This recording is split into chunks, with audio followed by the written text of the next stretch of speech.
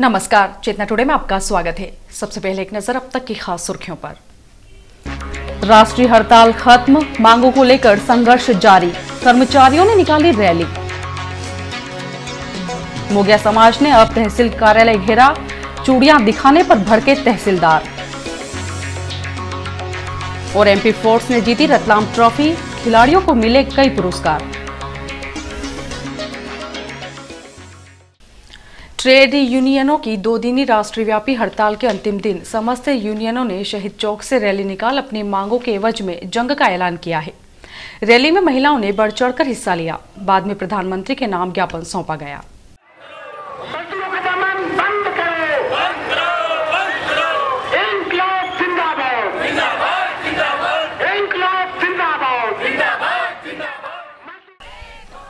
बुधवार और गुरुवार को बैंक, बीमा, BSNL, postal, LIC, income tax सहित अन्य दफ्तरों में 2 दिनी हड़ताल के दौरान कामकाज पूरी तरह से ठप रहा। वित्तीय संस्थाओं में लेन देन नहीं होने से करोड़ों रुपए का कारोबार प्रभावित हुआ है। गुरुवार को शहर में ट्रेड यूनियनों ने संयुक्त रूप से शहीद चौक से रैली निकाली। रैली के प्रारंभ में रैली को श्रम संगठनों के अध्यक्ष अश्विनी शर्मा, बीएमएस के दिलीप मेहता, इंटक के अरविंद सोनी, एमएमएस के गोविंदलाल शर्मा, बैंक के हरीश यादव ने संबोधित किया। रैली में INTUC, AITUC, C2, CMS, bank, बीमा, आयकर, बीएसएनएल, आंगनवाड़ी, नगर निगम कर्मचारी संघ, पोस्टल कर्मचारी यूनियन, सज्जन मिल मजदूर संघ, आरएमएस, अध्यापक, संयुक्त मोर्चा, राज्य व केंद्रीय कर्मचारी संगठनों के पदाधिकारी संयुक्त रूप से नेतृत्व करते हुए आगे आगे चल रहे थे। रैली में आंगनवाड़ी कार्यकर्ता यूनियन, आशा उषा कार्यकर्ता एकता यूनियन, सज्जन मिल मजदूर संघ, तृतीय कर्मचारी संघ, नगर निगम कर्मचारी यूनियन, अध्यापक संयुक्त मोर्चा, पेंशनर्स एसोसिएशन, शिक्षक कांग्रेस आदि के कर्मचारी नेता अपने अपने झंडे, बैनरों के साथ सम्मिलित हुए। ज्ञापन का वाचन अरविंद सोनी ने व आभार अश्विनी शर्मा ने माना। अध्यापकों के लिए राज्य शासन द्वारा की गई वेतन वृद्धि पर उन्होंने विरोध जताया है। उन्होंने कहा कि हमारा आंदोलन 2300 रुपए के लिए नहीं, हमें कम से कम 23,000 की वेतन वृद्धि चाहिए। इससे कम पर न तो समझौता करेंगे न झुकेंगे। राज्य शासन द्वारा अध्यापकों, संविदा शिक्षकों एवं गुरुजी सहित अन्य के स्कूलों में जारी तालाबंदी आंदोलन के मद्देनजर बुधवार को वेतन वृद्धि का निर्णय लिया गया है। इस वृद्धि के तहत अध्यापकों के लिए संशोधित वेतनमान मंजूर कर लिया है, जिसके तहत अध्यापकों को 2300 से 3500 रुपए तक की वेतन वृद्धि का लाभ मिलेगा। लेकिन अध्यापकों ने इस नई वृद्धि को अस्वीकार कर दिया है। मध्य प्रदेश शासकीय अध्यापक संगठन जिला इकाई ने मुख्यमंत्री, शिक्षा मंत्री तथा वित्त मंत्री को पत्र लिखकर कहा है कि हमारा आंदोलन 2300 रुपए के लिए नहीं, हमें कम से कम 23,000 रुपए की वृद्धि चाहिए। शासन द्वारा लिए गए निर्णय पर हम असंतोष जताते हैं।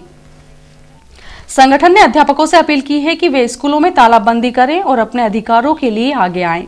अध्यापक संघ के इस निर्णय के बाद यह तय हो गया है कि शासन के विरुद्ध उनका संघर्ष फिलहाल जारी रहेगा। स्कूलों में तालाबंदी फिलहाल टूटने के आसार नहीं हैं। मोगिया समाज को अनुसूचित जनजाति अंतर्गत प्रमाण पत्र देने की मांग को लेकर 11 फरवरी से कलेक्टोरेट में डेरा डाले बैठे समाजजनों का धैर्य अब जवाब देने लगा है। उन्होंने गुरुवार को तहसील कार्यालय का घेराव किया, जहां तहसीलदार ने उन्हें 2 टूक शब्दों में जवाब दिया कि जो आदेश है उसी के मुताबिक प्रमाण पत्र जारी किए जाएंगे। रतलाम जिले में निवासरत मोगिया समाज की मांग है कि उन्हें अन्य जिलों की तरह अनुसूचित जनजाति वर्ग में शामिल करते हुए विद्यार्थियों को प्रमाण पत्र जारी किए जाएं। इसी मांग को लेकर आंदोलनरत समाजजनों ने गुरुवार को जब तहसील कार्यालय में हल्ला बोला तो तहसीलदार वीरेंद्र कटारे और संजय वाघमारे ने उन्हें इस संबंध में प्रशासकीय आदेशों की जानकारी देते हुए कहा कि मोगिया समाज को 1976 के पूर्व अनुसूचित जनजाति वर्ग में रखा गया था, लेकिन अब वे अनुसूचित जाति वर्ग में शामिल हैं। ऐसी स्थिति में उन्हें तहसील कार्यालय द्वारा अनुसूचित जनजाति वर्ग के प्रमाण पत्र नहीं दिए जा सकते हैं।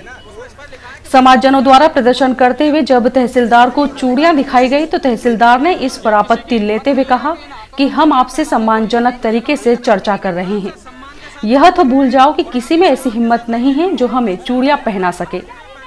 लंबे समय तक दोनों पक्षों में गहमागहमी चलती रही, लेकिन कोई निर्णय नहीं निकला।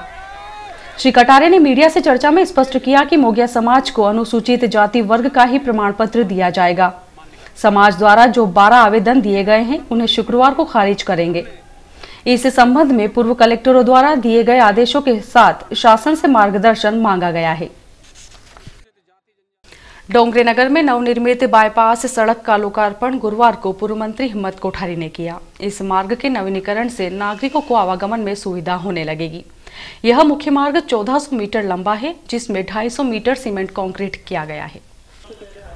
डोंगरेनगर में सड़क लोकार्पण समारोह में अतिथि श्री कोठारी ने कहा, वर्तमान परिषद द्वारा नगर के प्रत्येक वार्ड के प्रत्येक आम नागरिक को मूलभूत सुविधाएं उपलब्ध कराने का प्रयास ही नहीं, समस्याओं के निराकरण के भी प्रयास किए जा रहे हैं।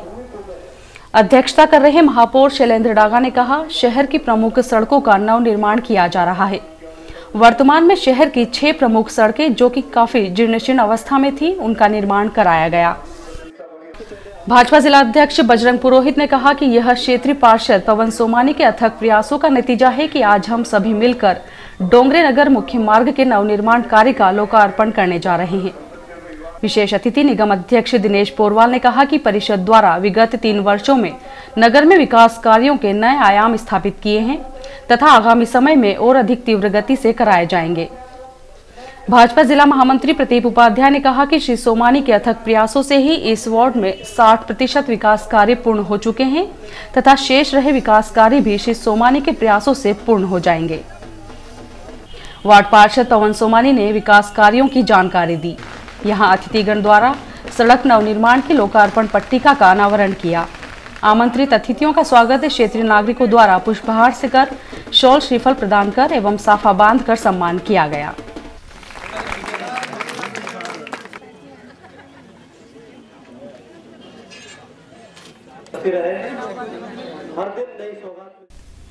जिला रोजगार कार्यालय रतलाम द्वारा 25 फरवरी को दोपहर 12 बजे से अपराह्न 3 बजे तक ITI रतलाम में स्पेशल जॉब फेयर आयोजित किया गया है। इसमें कक्षा 8वीं से लगाकर स्नातक की परीक्षा उत्तीर्ण 18 से 30 वर्ष तक के महिला एवं पुरुष आवेदक भाग ले सकते हैं।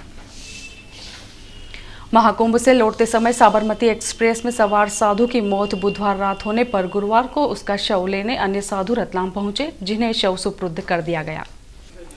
बुधवार रात साबरमती एक्सप्रेस के कोच क्रमांक S5 में बर्थ नंबर 68 पर सवार साधु किशोर दास के अचेतावस्था में पाए जाने पर यात्रियों ने स्टेशन प्रबंधन को सूचना दी थी। इस पर GRP ने साधु को प्रतीक्षालय में रखते हुए जिला चिकित्सालय भिजवाया, जहां उसे मृत घोषित कर दिया गया। साधु के मोबाइल फोन के माध्यम से उनके गुरु भाई महंत कौशलानंद गिरी, पंचदशानंद जूना अखाड़ा निवासी गिरनार जूनागढ़ गुजरात को सूचना दी गई, जो गुरुवार को शव लेने के लिए रतलाम पहुंचे। प्रधान आरक्षक रविशंकर ने बताया कि साधु के बैग से निकले 40,000 रुपए नगद, टाइटन घड़ी, नोकिया मोबाइल सहित अन्य सामग्री उनके साथियों के सुपुर्द कर दी गई है। महंत श्री गिरी ने बताया कि किशोर दास ने कुंभ से निकलने के पूर्व जूनागढ़ लौटने की सूचना दी थी। हम उनका इंतजार ही कर रहे थे। इसी बीच उनके देवलोक गमन की खबर आ गई। रतलाम नवयुवक मंडल द्वारा आयोजित टेनिस बॉल क्रिकेट स्पर्धा MP फोर्स ने जीत ली है। समापन एवं पुरस्कार वितरण समारोह गुरुवार को नेहरू स्टेडियम पर रखा गया। पुरस्कार वितरण समारोह में अतिथि BCCI अंपायर निखिल कुमार, रणजी खिलाड़ी अशोक शर्मा, पूर्व मंत्री हिम्मत कोठारी, महापौर शैलेंद्र डागा, RDA अध्यक्ष विष्णु त्रिपाठी, जिला भाजपा अध्यक्ष बजरंग पुरोहित, मंडी अध्यक्ष प्रकाश भगोरा, जिला उपाध्यक्ष ललित कोठारी अतिथि थे। श्री कोठारी ने कहा कि रतलाम में खेलों के प्रति खिलाड़ियों में जो उत्साह है वह प्रशंसनीय है। आयोजन समिति के अशोक जैन लाला ने स्पर्धा के बारे में जानकारी दी। कार्यक्रम में विजेता MP फोर्स एवं उपविजेता जांबाज क्लब के खिलाड़ियों को पुरस्कृत किया गया। खिलाड़ियों को DVD प्लेयर, मोबाइल फोन सहित अन्य पुरस्कार प्रदान किए गए। मंडल अध्यक्ष अक्षय संघवी ने आभार माना। प्रदेश भाजपा महामंत्री नरेंद्र सिंह चौहान के रतलाम होकर पूना जाते समय रेलवे स्टेशन पर भाजपा कार्यकर्ताओं ने उनका स्वागत किया। यहां पूर्व पार्षद अरुण राव, सुरेश पापटवाल, देवशंकर पांडे सहित अन्य पार्टीजन उपस्थित थे। श्री चौहान ने भाजपा जनों से आह्वान किया कि वे मिशन 2013 को सफल बनाने के लिए जुट जाएं। जवाहर नगर में मां मनसा देवी मंदिर प्रांगण में श्रीमद् भागवत कथा महोत्सव का आयोजन चल रहा है। पंडित महेश भाई जी के श्रीमुख से श्रद्धालु कथामृत का लाभ ले रहे हैं। बोले राधे कृष्ण भगवान जय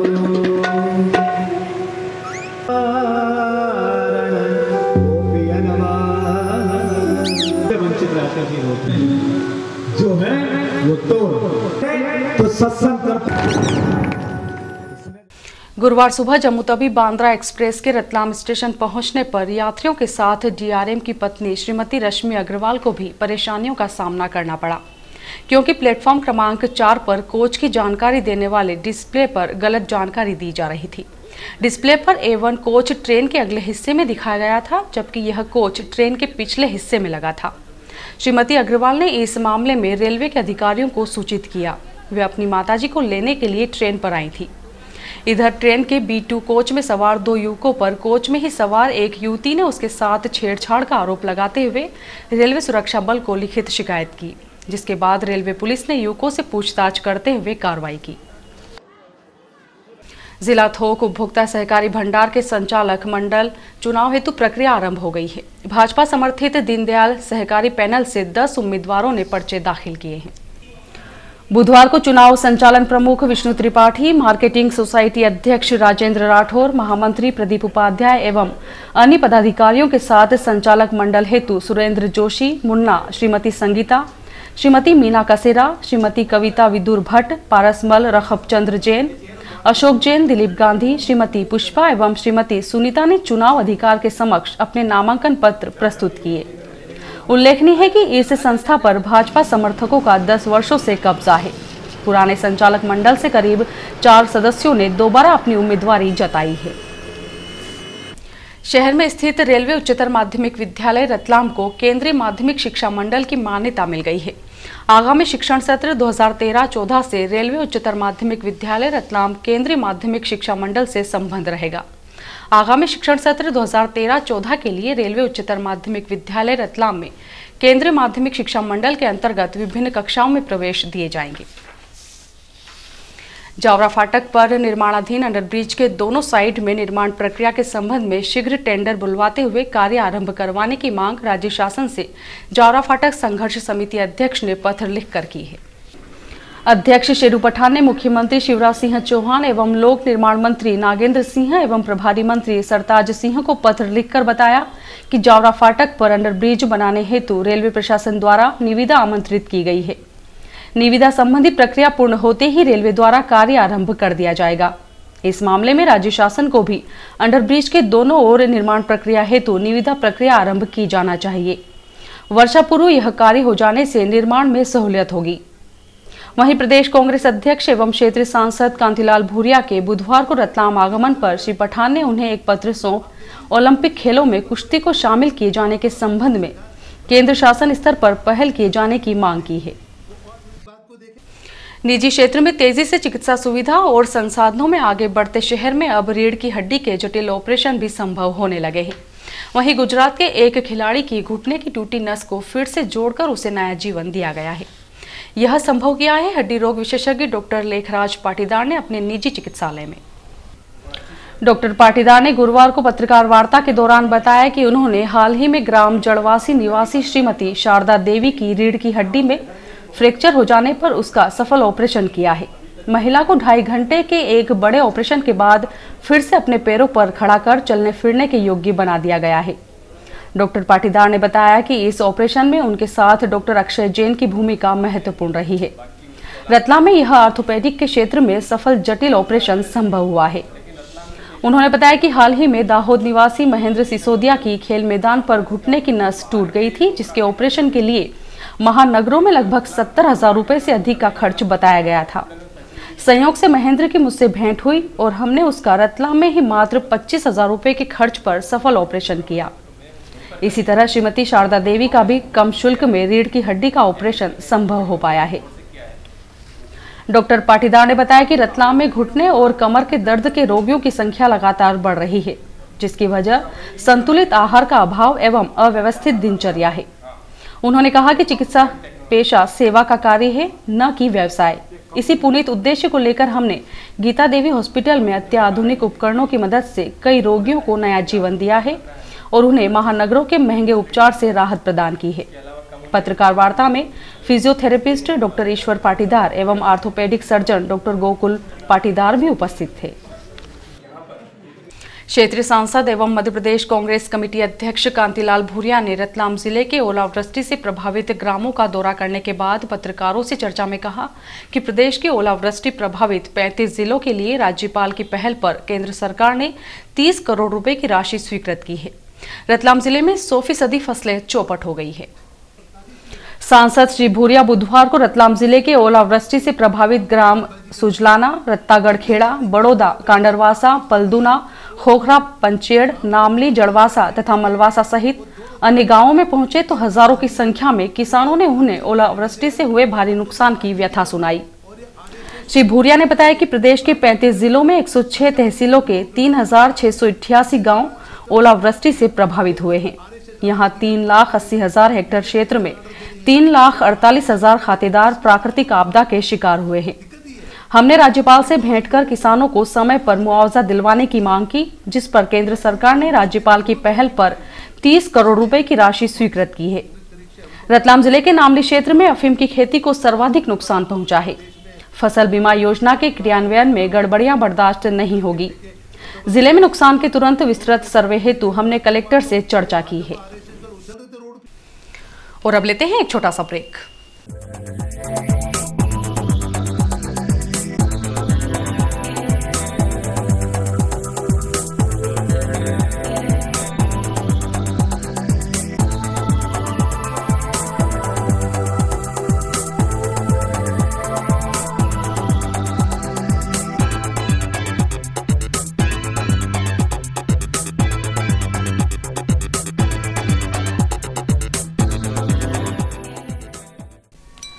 खादी तथा ग्रामोद्योग प्रदर्शनी 27 फरवरी से 1 मार्च तक साड़ियां, Bagh print, silk, cotton, salwar suit व शर्ट्स, सूती, ऊनी, रेशमी एवं पॉलिस्टर खादी की विशाल श्रृंखला, हर्बल आइटम, आंवला, एलोवेरा, तुलसी आदि हर्बल सामग्री, bakery item, cake, pastry, toast, विभिन्न प्रकार के बिस्किट, विंध्या वैली के 100% शुद्ध उत्पाद, मिट्टी से निर्मित सामग्री, वॉशिंग पाउडर, सरसों तेल आदि दैनिक उपयोगी सामग्री।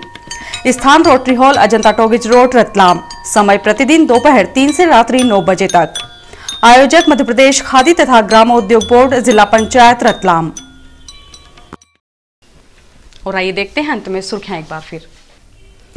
राष्ट्रीय हड़ताल खत्म, मांगों को लेकर संघर्ष जारी, कर्मचारियों ने निकाली रैली। मोगिया समाज ने अब तहसील कार्यालय घेरा, चूड़ियां दिखाने पर भड़के तहसीलदार। और एमपी फोर्स ने जीती रतलाम ट्रॉफी, खिलाड़ियों को मिले कई पुरस्कार। चेतना टुडे में आज बस इतना ही। हम फिर उपस्थित होंगे नई हलचल के साथ। तब तक के लिए नमस्कार।